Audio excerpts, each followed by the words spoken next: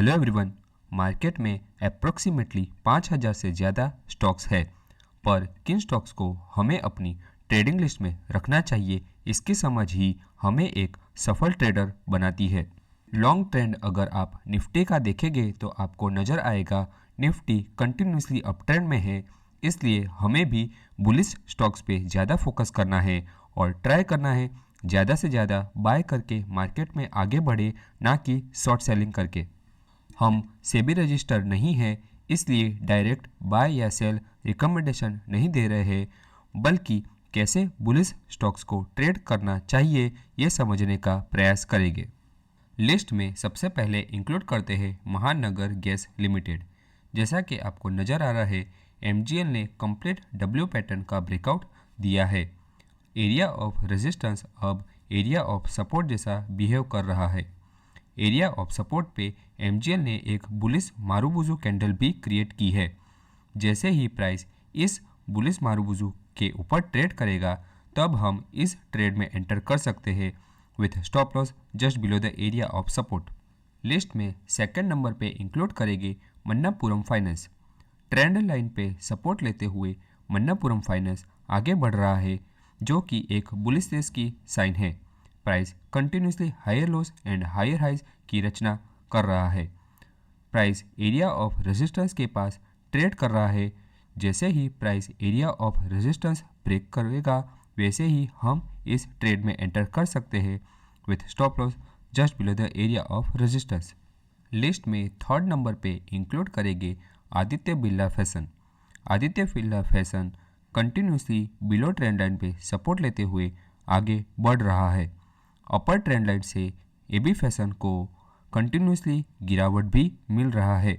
जैसे ही प्राइस अपर trend line का ब्रेकआउट दे, वैसे ही हम ट्रेड में एंटर कर सकते हैं with stop loss just below the upper trend line. List में फोर्थ नंबर पे इंक्लूड करेंगे Syngene international. Syngene international W pattern create करने की कोशिश कर रहा है। जैसे ही कंप्लीट डब्ल्यू पैटर्न क्रिएट करेगा, वैसे ही हम ट्रेड में एंटर कर सकते हैं with stop loss just below the neckline. List में फिफ्थ नंबर पे इंक्लूड करेंगे Mahindra and Mahindra finance. Mahindra and Mahindra finance continuously एक जोन पे सपोर्ट ले रहा है। प्राइस ने एक जोन पे आके कंसोलिडेशन भी क्रिएट किया है। इस कंसोलिडेशन को बॉक्स पैटर्न भी कह सकते हैं। प्राइस जैसे ही इस बॉक्स पैटर्न का ब्रेकआउट दे, तब हम ट्रेड में एंटर कर सकते हैं with stop loss just below the box pattern. List में सिक्स्थ नंबर पे इंक्लूड करेंगे आरबीएल बैंक। आरबीएल बैंक ने एरिया ऑफ रेजिस्टेंस का ब्रेकआउट करके सेम एरिया पे सपोर्ट भी लिया है।